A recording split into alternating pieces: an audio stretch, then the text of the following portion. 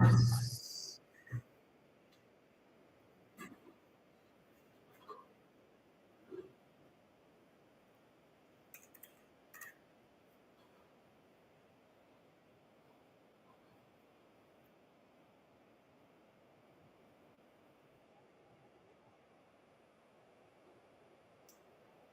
is a very good question.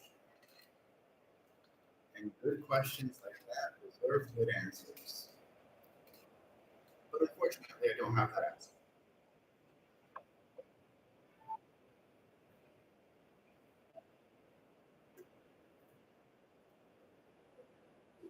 It misses enough.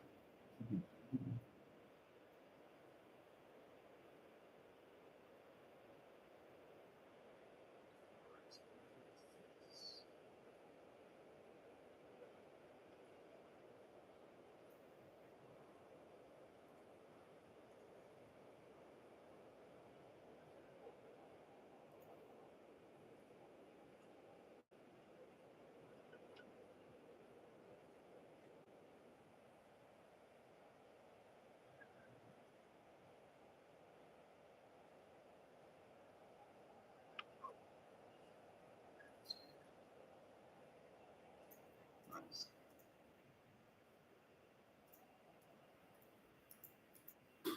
All right. So, good morning, good morning, good morning. Good to see you guys. Happy to see that you folks are up so early. I'm very impressed. So, we are only running voice on this platform, and the video is running on a separate platform. So, that is going to be my answer for you. Okay. Um, if you really do want to see video, there isn't much that's happening in the video itself. It's just me speaking. But if you really do want to see video, it is available, but it's on a different platform. The reason for that is, I think you already know. Okay, so today we're going to be talking a bit about the dark horse candidate. Good morning, Cherry. Good morning. So let's see if we can break this down a little bit in a simple way or an easy to understand way. I'll get the microphone a little closer. Maybe there. Okay. Yeah. So the dark horse candidate is basically, for lack of a better word, someone who comes out of nowhere, like very, quite literally out of nowhere. So, how an athlete, for example, that has never played or like formally trained to play basketball, right? And then suddenly they decided to pick up basketball. They decided they wanted to play basketball. And it turns out that they are very, very good at the game. So this is sort of the idea of what a dark horse candidate is. It's someone essentially that has very little or no formal training history in a certain field. But once they get into that field, they end up being very good, almost legendary. So the idea is even when people spend most of their life, even through childhood and going into adulthood, training on something, there's no guarantee that the thing that they studied most of their life or all their life is actually what they're good at innately or naturally, right? You can be you can be a very good dancer, right? You can do dance training from childhood into adulthood, right? But then find out once you're into adulthood that what you are really good at is art, is painting. It comes to you almost naturally, almost instinctively, right? Whereas dancing really takes a lot of energy from you. It takes a lot of dedication. It takes a lot of concentration and practice. So the idea of the dark horse candidate It's essentially this. It's someone who comes out of nowhere into being very, very good at something that's almost totally new to them. I wonder if you guys have ever heard of it.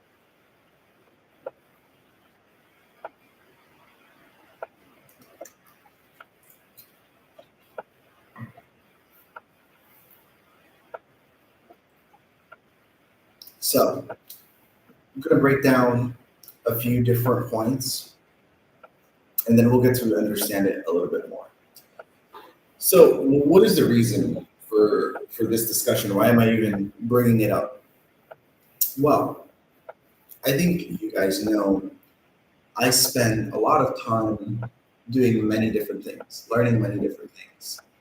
So, whether we're talking about businesses, finance, or we're talking about dance or music, whatever it is, like I like to practice a lot of different things just because I just do.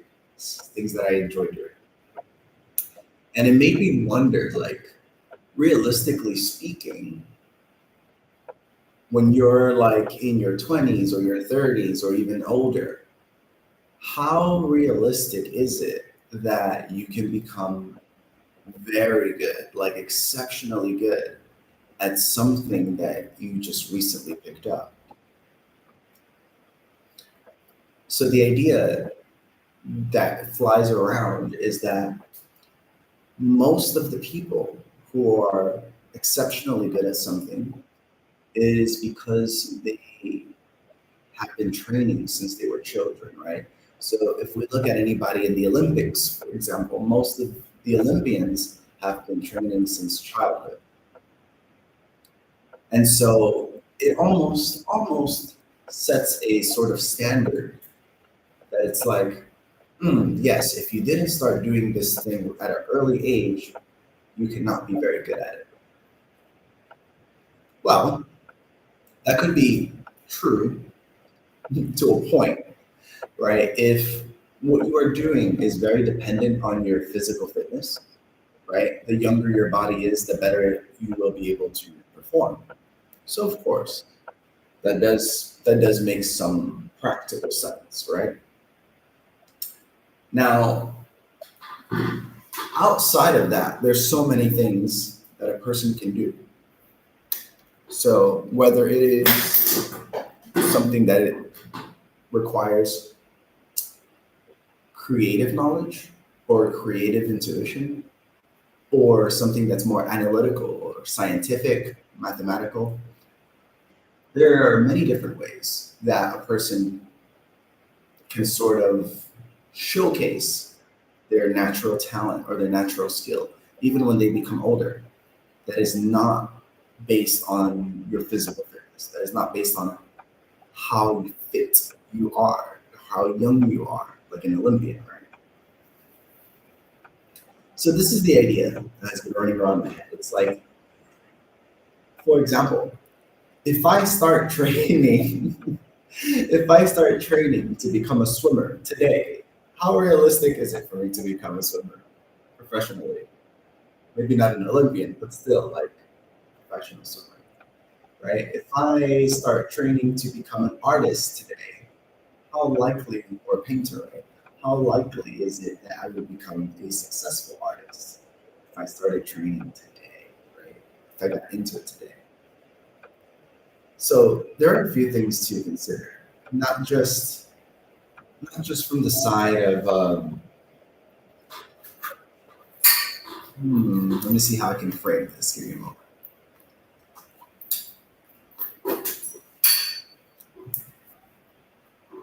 It's not just from the side of as an adult.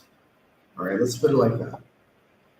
Because even for a kid, right, even if you have a kid that's like 5, 6, 7, 8 years old or something like that, if you put them into dance classes or art classes from the time that they're 5 years old until they're 15, 16, 17, 18, 19, 20, whatever, and they're good, let's assume that they're good at it. Are they good at it because of their talent? right? Is it because it's something intuitive or natural to them? Or are they good at it because they've just been training that long? So it's a little bit of the idea of trying to unpack the dark horse candidate. As an adult, what does it take to find what you are actually good at, right? As an adult. But for kids, how far out do you have to go to know what is it that a child actually enjoys naturally, that they can be good at something and enjoy doing it, right? This is the goal. This is the goal for a lot of people, a lot of parents, whether it's parents or not, or just for yourself. It's still quite a pretty big goal, I think. So I'm not sure if you guys are familiar with Serena Williams. I hope you are. I hope you are. She's only one of the most famous tennis players in the world, right? So one of the interesting things about Serena Williams was that her father, I thought that Venus and Serena Williams, I thought that maybe their parents or her father or whoever that trained them just immediately had them in tennis and focus on playing tennis and getting good just at tennis. That's what I thought. But actually, the reality is very different from that.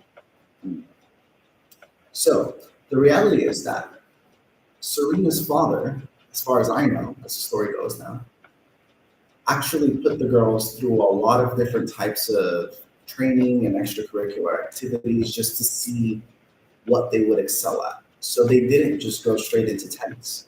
So they did things like swimming and martial arts.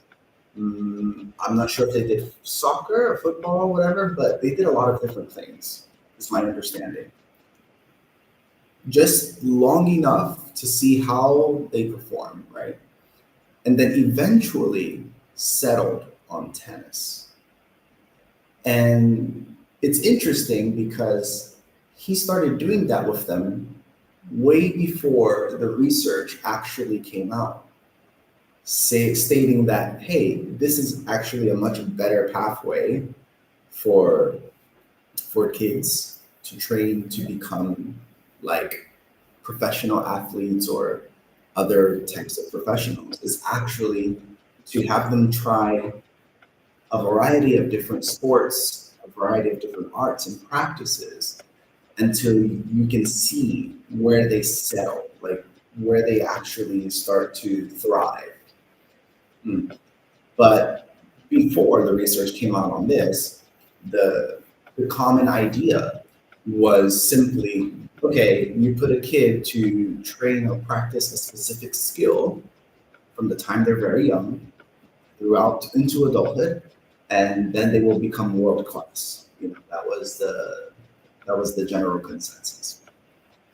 But of course, what did we learn? As time moves on, we learned that that's actually not true. There, there are way too many people. There are way too many people, too many examples of folks who train their whole lives and study their whole lives a certain thing, but they never actually become good at it. So this got me really interested in the dark horse candidate, right?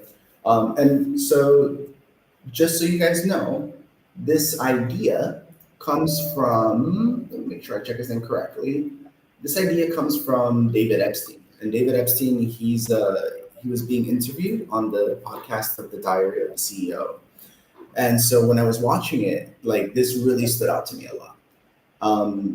Because he was also talking about the idea of how long do you need to practice something, a certain skill, to become good at it. Now, you guys tell me, how long does it take? Do you need to practice for like 20 hours, 1,000 hours, 100 hours, 5 years, 3 months, right? So what does it take to become good at something? Just good, right? We're not even talking about world-class professional, just be good. So there's a whole theory about that was flying around for a while that was very popular. I'll mention it later. I'll be more specific about it later. I want to give folks a chance to actually say if they know. And so he actually got into the research that was done around this idea of how long it takes to become good at something, to develop a certain skill. And of course, sure enough, he found that the popular idea was actually incorrect because the research was, let's say, inconsistent at best.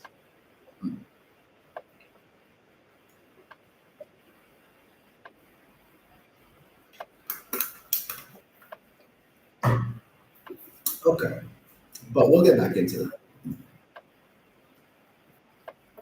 So let's talk about some different traits of the dark horse candidate. So first one, unexpected rise. So I had these generated just so I have like 10 talking points available related to the dark horse candidate. So we're just gonna go through them one by one. So number one, the unexpected rise. A dark horse candidate is typically not seen as a frontrunner. So a dark horse candidate is not someone that you would expect to be good at something, to be like a leader in a certain sport or field.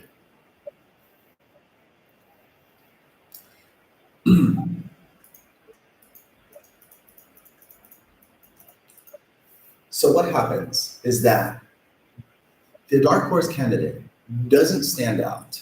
He's not like a Ronaldo or a Messi or something like that. At least not at first.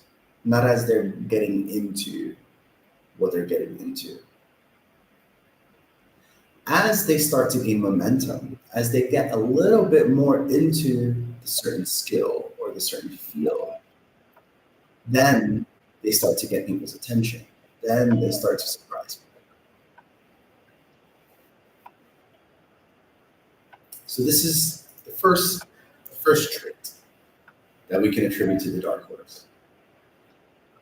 It's simply a person who is not expected to succeed or to stand out and literally come out of nowhere. And it turns out that they are exceptionally good after they gain momentum. I don't know if I want to attribute this to like companies, right?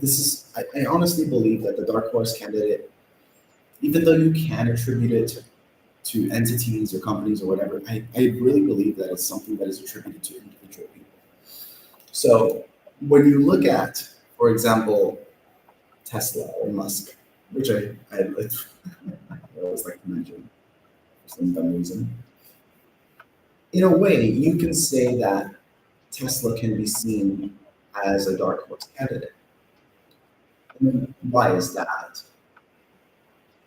It's because if we really think about it, if we really consider the background, it doesn't exactly make sense, at least not to me. And correct me if I'm wrong, guys, if you have more information than I do. But I don't believe that Musk or any one of his original team, like his founding partners, like from PayPal, had any sort of background related to cars, related to automotive engineering or anything like that. Sure, they got into it later on, right? And became extremely successful, but that's not what they did. You know, even in childhood, what did Musk focus on? He focused on programming, right? The first thing he did was make a video game. So it was really programming and computers and programming PayPal, right? Payment systems. So this doing programming and working with computers is definitely not the same as making cars, right? So what ended up happening with Musk was more like being able to more seamlessly marry the two technologies. One being programming, and two being automotives. So the thing about Musk and Tesla and everything is that we know this. They were going bankrupt like twice. I don't think early on anyone was looking at Tesla and saying, oh yeah, Tesla's going to be a really amazing, successful company.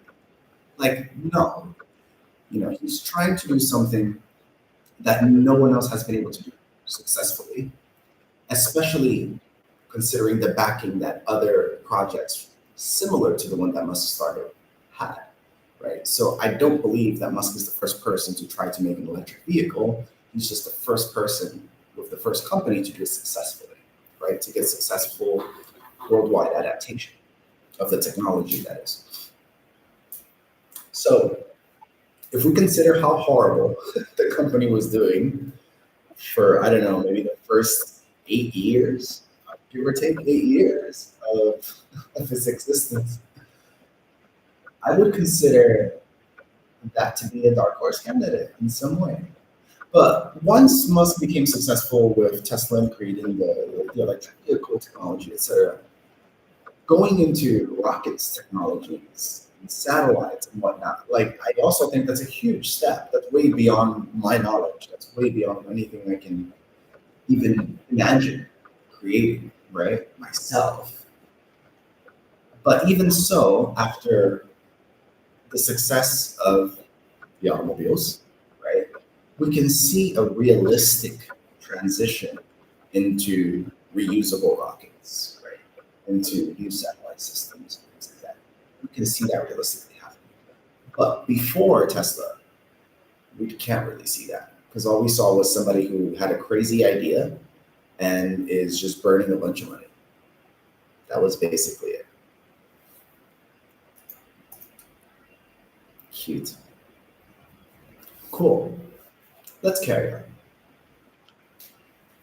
So, next point. Low initial visibility. This often starts with a little media coverage or attention, making them under the radar competitors. I think for some reason, I keep going back to thinking about companies instead of thinking about individuals when we're talking about this dark horse candidate thing. It's so interesting. So for the second one, low initial visibility. So it's like when someone gets into a certain field, regardless of what it is, sport, finance, technology, etc., but they're not relevant. No one's really paying attention to them. No one really knows what they're doing, and no one actually cares. Everyone's focused on the big players, right? But that sort of lack of exposure can work in many different ways, right?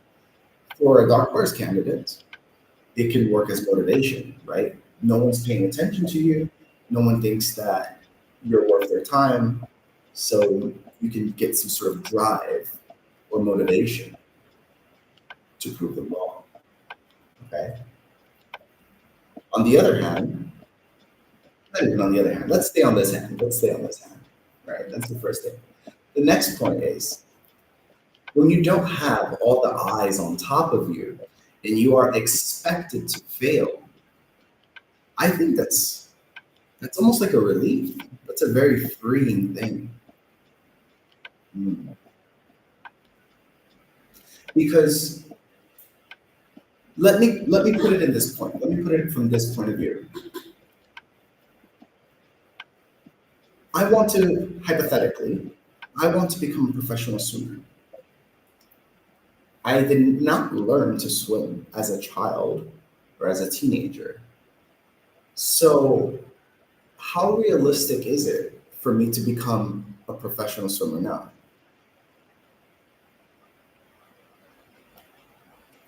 All right. You are expected to fail. So in that case, you can. And because you can, it makes life pretty easy. Because as we all know, and I've covered in my live streams many times before, is that success is obviously built on failure. I can tell you guys for a fact, I wouldn't have a number of successful businesses today if I didn't fail many times before. When you are expected to succeed, that sucks because you got a lot of pressure on top of you. You get all the worst types of pressure on top of you. It makes it very hard to focus. It makes it very hard to think. But when people look at you as just some kid that came out of nowhere that doesn't know what he's doing, you are expected to fail. And it sort of gives you an excuse to fail. And that excuse, you use it to learn and you use it to develop yourself. So thankfully, it worked well. It worked well for me at least. Because obviously, I believe that failing is super important. And I've been lucky enough to fail enough times and very early on, which has allowed me to be as successful and as free as I am today. Mhm.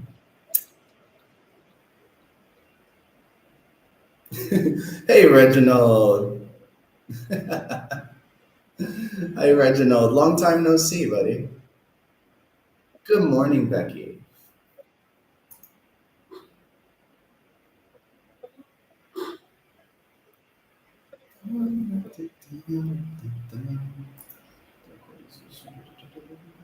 All right, so let's go to the next point.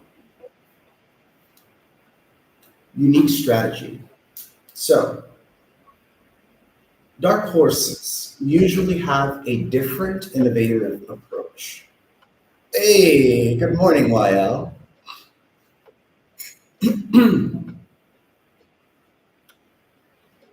So, this different innovative approach sets them apart from the rest, helping them capitalize on unexpected opportunities.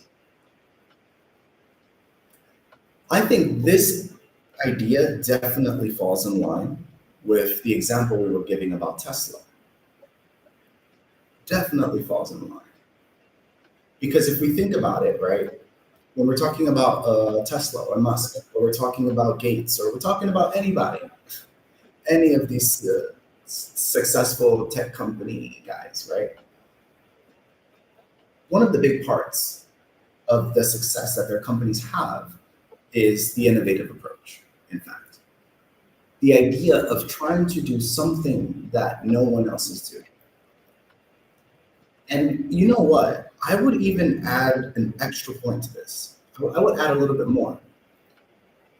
When we think about those guys, at this point, we only see what worked. We only see the success. But we have no idea, in fact, how many times did they fail? How many iterations of their idea did they attempt or launch? How many prototypes did they have to go through?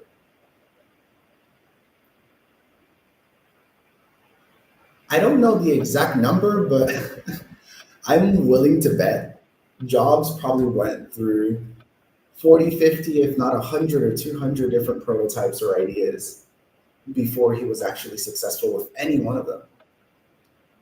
I'm certain of that. And I can definitely say, like, if you have your own company, right? If you have your own business, your own company, you're an entrepreneur, you need to fail. You need to have a team, a part of your strategy that includes failure, where you're just trying new things all the time and seeing if it sticks or seeing if it fails. One, because you'll always learn from the failures, like I mentioned earlier. And the second reason is listen very carefully. If you are always just copying others or following what the front runners are doing, just following what the competition is doing, you will always be behind. Good morning, Canary. You will 100% always be behind. It becomes literally impossible for you to be able to gain any real impactful success, any sort of innovation, any sort of true movement or motion within your business if all you're going to do is literally copy what the leaders are doing, right? Copy what the industry leaders are doing. You will always be one step behind. But if you have just a small amount of your energy committed to experimenting and failing, eventually you are also going to run into those pieces of success. You're going to get those, let's say, once in a company lifetime successes that no one would have ever thought about because they were not experimenting. I would challenge you guys right now, not right now, maybe after the stream and after you go and take a break, whatever.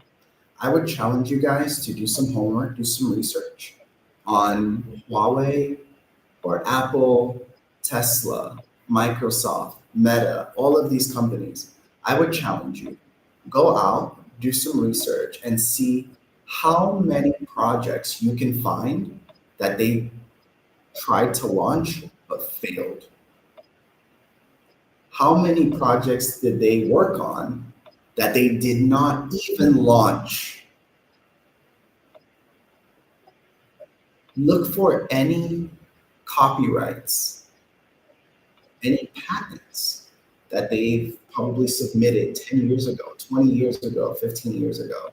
And you'll see that today they have no sort of product or technology that's anywhere similar to the patent that they filed or the copyrights that they filed at that time, in that time period.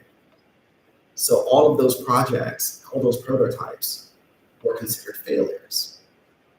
But the point that I'm trying to drive home is that whether it is the individual or the company, even the biggest, most powerful, most successful individuals and companies are constantly failing. And that is largely what's contributing to a lot of their success, because they understand how important failure is. And I feel like this this discussion is actually changing into why failure is important as opposed to the dark horse candidate. But honestly speaking, like, it kind of makes sense. It makes sense to me, at least. It makes sense to me. The dark horse candidate is a person who's like willing to try a whole bunch of random things. They are expected to fail, so then they're willing to fail. They'll just fail until they succeed. That's quite literally it. Be willing to fail until you succeed. Huh.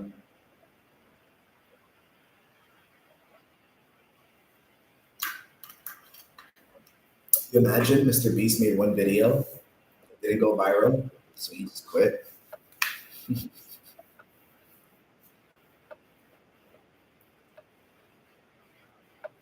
All right, let's go to the next bit.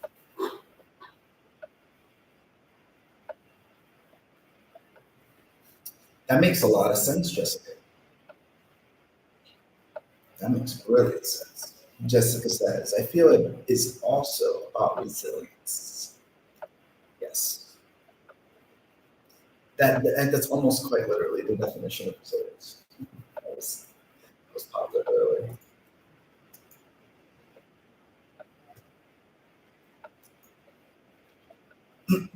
Let's see. Next part. Appealing to an underserved audiences. Okay, so they often capture support from groups that are overlooked by mainstream candidates, creating a loyal and passionate following.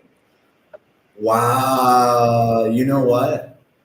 So I am not a political person in any way, shape, or form, and I don't support any political candidates.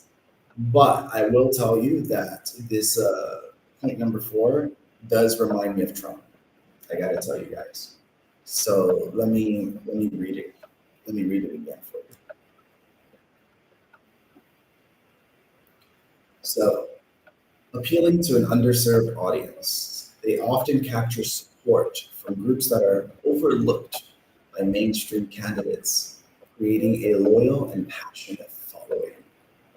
Mhm. So why does that bit remind me of Trump? Right? Because I wouldn't necessarily say that you can qualify you can qualify him as a dark horse candidate, maybe. Who knows? Maybe. But I will tell you why that reminds me of him. Because oftentimes, a lot of people mention that one of the reasons Trump became successful in terms of winning the elections and getting nominated, all this stuff, because we know he's not a very nice guy, right? He doesn't speak in the most elegant way. He's not the typical politician. But the idea was that he was going after a certain group of people who are usually ignored or overlooked by mainstream candidates. That's literally the same thing. Yes, that is literally it. So the people who the politicians would often target and talk to and try to get support from, those were not the same people that Trump was targeting for support. He was targeting a different group of people who were overlooked and ignored. Now, if you know what that means, that's fantastic. If you don't know what that means, just look it up. Trust me. So, like I said, I'm not political and I don't support any political candidates, but I definitely did see that he was one of those people who did that. Exactly what this description is. So I guess to some extent he can be considered a dark horse candidate when it comes to politics. Yes. All right. Next bit. Momentum shift. Dark horse candidates tend to gain popularity later in the race, often after a key event or speech that shifts public perception in their favor. Hmm.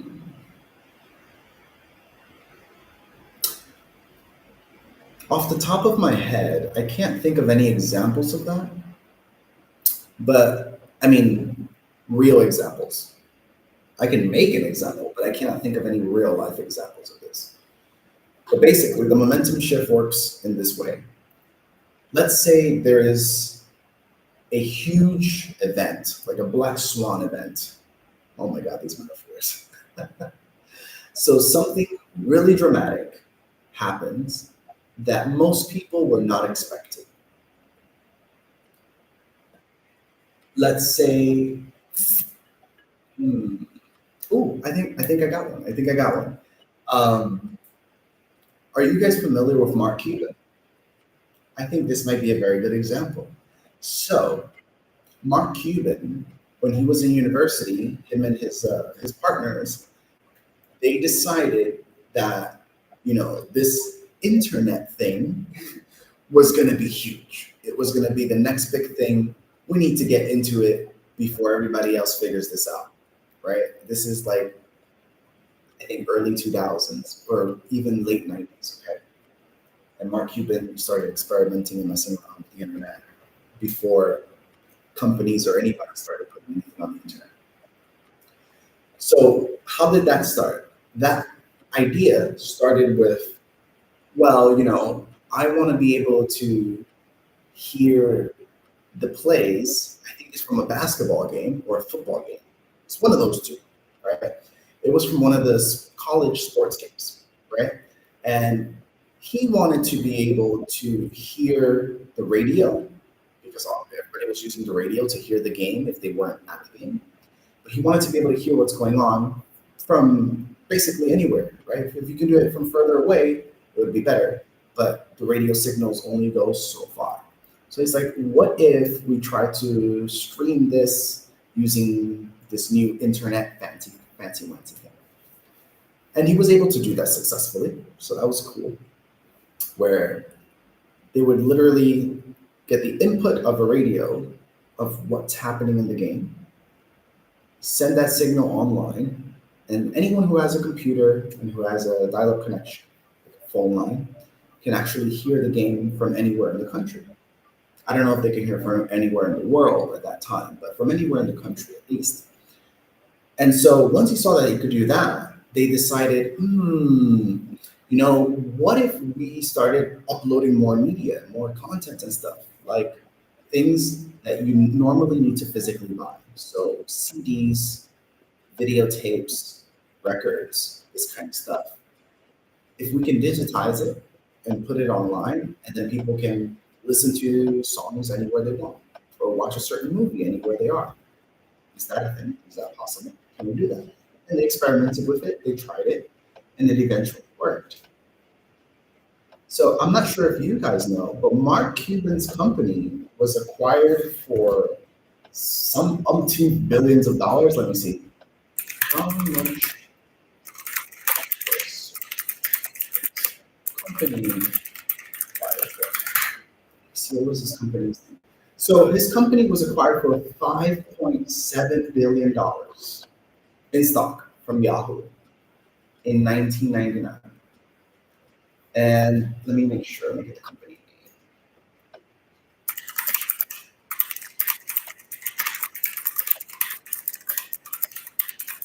So the company name was Broadcast, broadcast.com. I feel like there was a different name. Before Broadcast, there was something else. But okay, fine. This is the company that they officially sold to Yahoo. It was broadcast.com. So you can look up this information if you like. And you got to consider, like, a couple college kids messing around and putting content. This is before copyrights was a thing on content, like music and videos and stuff. It was just, they were just doing it for free because nobody cared. There were no laws around this. And so it's very interesting that these guys messing around in college, just trying to be able to stream the game or music or some videos, whatever, were actually able to sell this company for billions of dollars in 1999. That's amazing. So momentum shift. How does this relate to momentum shift? Well, obviously, of course, it relates to the momentum shift because between 99 and the early 2000s, right? Between the late 90s and the early 2000s, that's where we saw a huge shift in terms of media and advertising, where more and more companies were getting wise to what's going on with the internet. And of course, we had the whole dot-com bubble, dot-com bubble. But the point is, today, we all use the internet daily. Every single one of us, probably, in the whole world. If you have a phone and internet access, Wi-Fi or whatever, you're likely using the internet every single day. So imagine being some of the few people who wised up to this idea very, very early on in the 90s and said, hey, this is going to cause a worldwide momentum shift. I am sure of it. And you invested some time and effort to develop your business or your company or technologies revolving around the internet. Wow, you'd be extremely rich today, of course. And honestly speaking, I think that ever since the dot-com bubble, and ever since this happened, it does feel like, you know, the big corporations are always trying to find the next big thing now. They're not just settling. They're not just like, okay, this is the thing that always worked. We're always trying to find the next big move. So take a look at the electric vehicles, right? So once Tesla is showing, hey, this is viable, it works, you're gonna get left behind, everybody jumped on board. Literally everyone jumped on board. But it's gotten to the point where there's too many players and they're all gonna die out little by little, right? But literally everyone, whether they are American automobile companies, Chinese, Japanese, whatever, everyone started developing electric vehicles because they didn't see it as the next big thing. We can say something similar when it comes to the coins, right? With the dog coins and all this stuff. I won't mention what they are specifically, just in case. Everybody sees the blockchain and cryptocurrencies and things like this as the next big thing since like almost 20 years ago. And those people started investing in it. And of course, they made tons of millionaires. So I think it's definitely very important to keep your eyes open for the possibility of where we can take things with new technology. What are the practical applications? And maybe, I don't know for a fact, right? But just maybe, if you see an emerging technology, it could be something, it could be nothing. But I would say at the very least, if you can think of 5 practical applications for the normal person for everyday use of a new technology, then it might be a good technology to invest in, especially if we're talking about things that other companies are not already doing very well. But it's hard to know, right? Hindsight is 2020.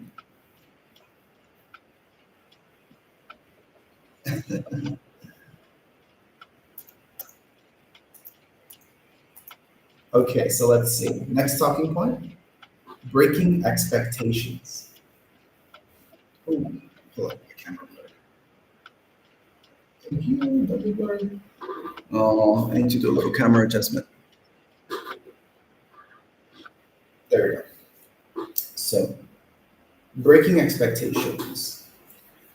Their success challenges conventional wisdom and expectations, forcing opponents and the public to rethink their assumptions. Well, I don't think I need to get into that part too much. If we just think about Tesla, then we know that this is a very good and clear point. If we think about Musk, when it comes to the automobile industry, obviously they were looking at him as an idiot and as a joke, and nobody took him serious. Today, every single major automobile developer is copying what Tesla's doing. So yes, breaking expectations is definitely a feature of the dark horse. We can say the same thing for rockets technologies. Even though I would say this though, when it comes to the rocket technology, I don't think that they underestimated him for that, because SpaceX, for example, did receive huge grants from NASA. They have a lot of federal funding to actually develop their technology. So even though, yes, it's not conventional wisdom and expectations, they also did not underestimate him because they invested in him. Otherwise, they wouldn't have if they didn't think it was possible.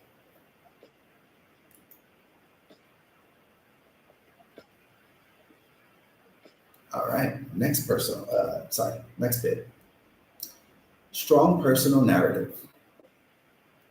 Many dark horse candidates have compelling backstories that resonate with voters, helping to build an emotional connection. Whoa, wait a second. Let me go through that again. Many dark horse candidates have compelling backstories that resonate with voters, helping to build an emotional connection. Hmm. This one sounds like it applies more to political candidates than anything else. But I would definitely say, if we think about, I don't want to use the political candidate, right?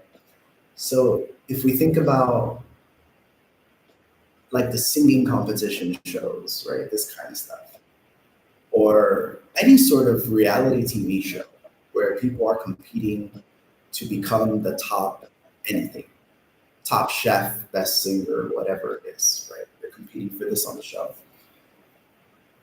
I think it shows that usually the the contestants who can relate to the viewer the most, regardless of skill or talent, like they just need to have like middle level skill or talent. So basically, regardless of skill level, if they can relate very closely with most of the audience, it will usually get a lot of votes. Whether you're talking about singing competition or cooking or dance or whatever, in these reality TV shows. So I would definitely say that that is important, right? You have a compelling backstory.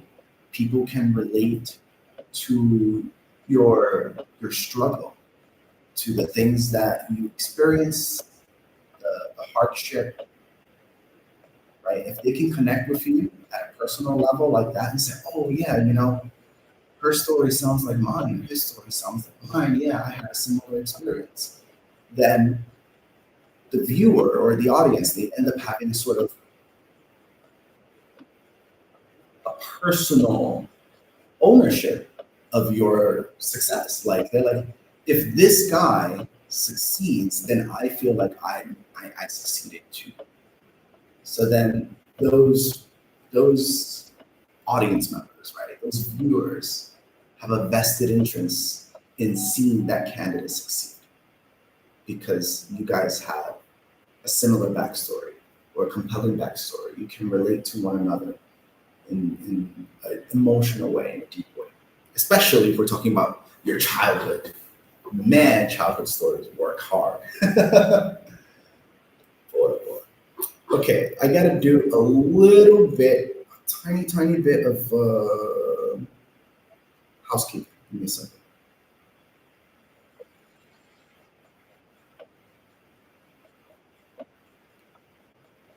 Let me see.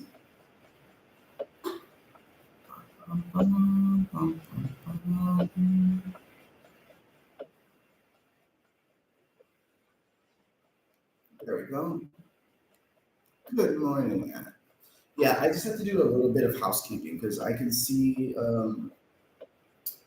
some people were being really nasty in the chat. So, guys, if you have me on WeChat, for example, feel free to send me a message. Right? If you have added me on WeChat before, you send me a message and just let me know if people are saying inappropriate things in the comments or being rude or something like that. I just block them outright. There's no need for conversation or discussion or argument. We just block them because you guys, if you already know, like if you've been on my live streams before, you know that we don't need to waste time or energy arguing with those kind of people, right? The people who go on our live streams or videos just to make rude comments or nasty comments, like those people are simply projecting. They are projecting, they have some sort of insecurity inside of themselves. There's something about themselves that they don't like. And because of that problem that they have, they try to bring out this sort of negativity and throw it onto other people because they want other people to feel as miserable and as small as they do. So the thing is, we don't need to do that because what are we here for? We're here to talk about personal development. We're here to talk about business development. We're here to be better versions of ourselves. So don't put too much attention to it. Just send me a private message and I'll just block the person. Simple as that. Good morning, Coco Lee. All right, next talking point.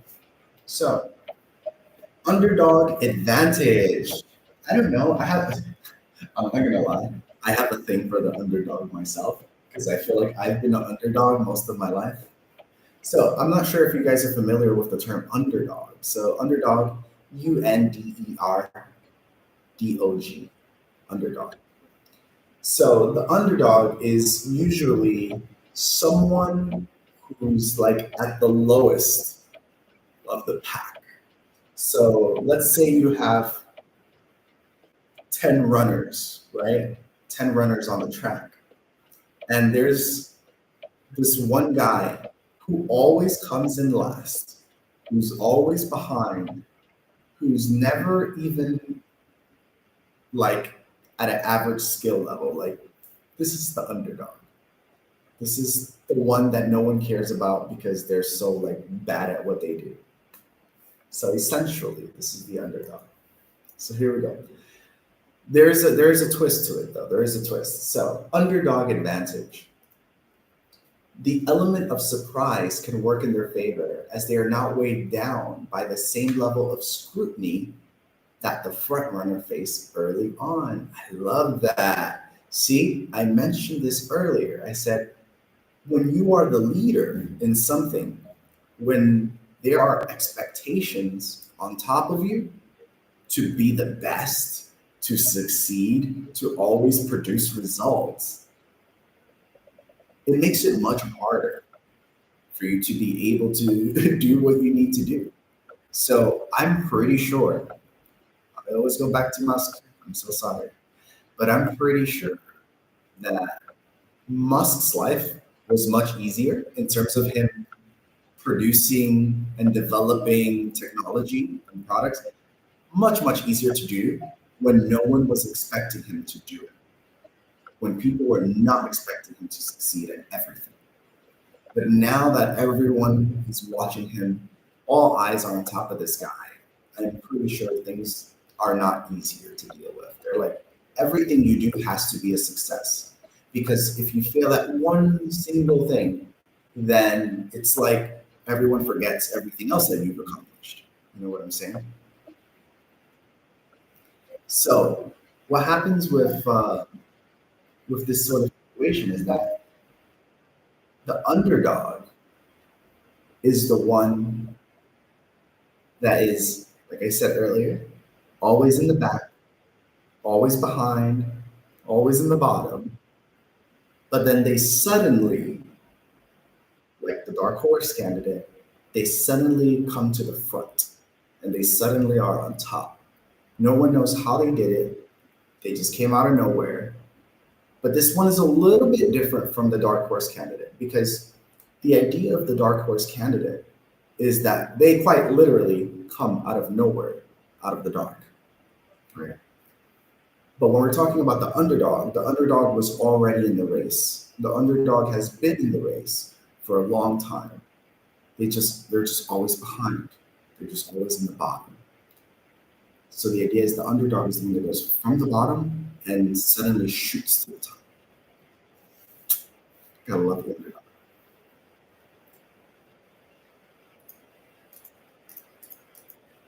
All right. Next piece, next bit for the dark horse candidate. Adaptability. They are often more agile and responsive to changing conditions, making them better equipped to handle sudden shifts in the political or social landscape. We'll skip the political and social stuff, but I can definitely run with the first part of this. So, adaptability. I would definitely say, just like I mentioned earlier, because no one's actually watching them or cares about what they do, the dark horse candidate is likely someone who was allowed to fail because there were no expectations. And because of that, they have more adaptability. They can change with the trends very quickly and very easily because there are no expectations. They just need to try anything and everything until something sticks, until they're able to be successful. So when you're not being observed and you're not being scrutinized because there are no expectations, it becomes much easier to adapt and to change. I would say once you are established, it becomes much more difficult to change your business model or your profession or whatever it is that you're focused on. It becomes much, much more difficult. So if you can do it early on, do it early on while there are no expectations. Adapt, change, rethink, redo, reform.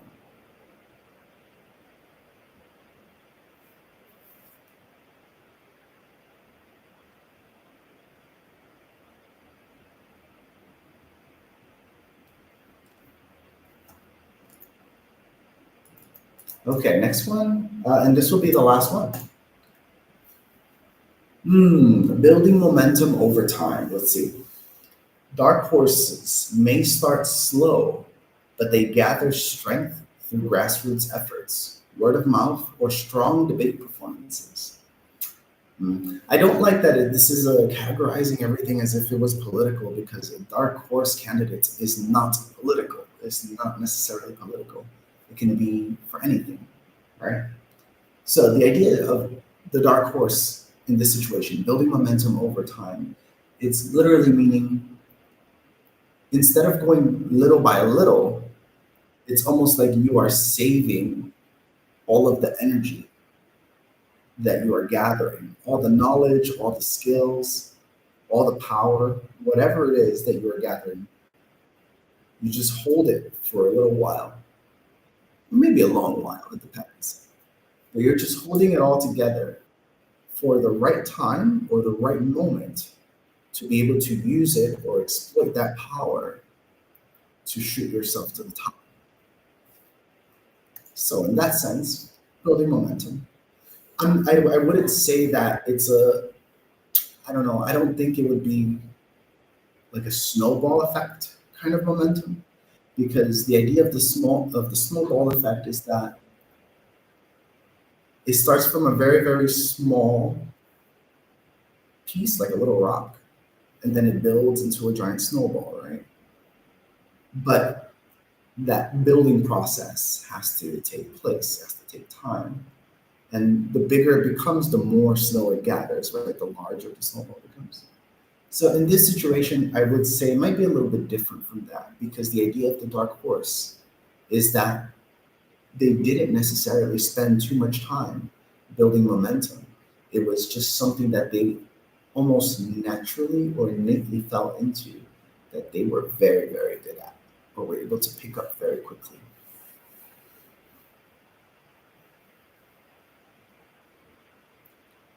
Love that. Love that one, Junior.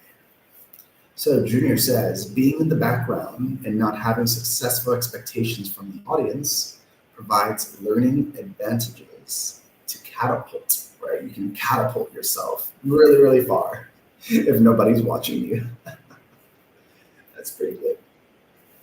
All right, so we are set, ladies and gentlemen. We have gone through all of our talking points, which, you know, to be honest, when I do the live streams in the evenings, when I did do the live streams in the evenings, we would never have enough time to get through all the talking points. There would just be too much going on in the chat. So now that we're doing it in the morning, I guess there, there isn't as much chaos. Okay, so that's about it. I know you folks are about to get into work. It's about to be 9 o'clock. So we're gonna be set for today. Thank you very much for joining me this morning. I hope you guys have an amazing day. Keep yourself safe. Hopefully, there's no more typhoon madness going on. And I will see you guys tomorrow if you are on. Have a great day. Take care.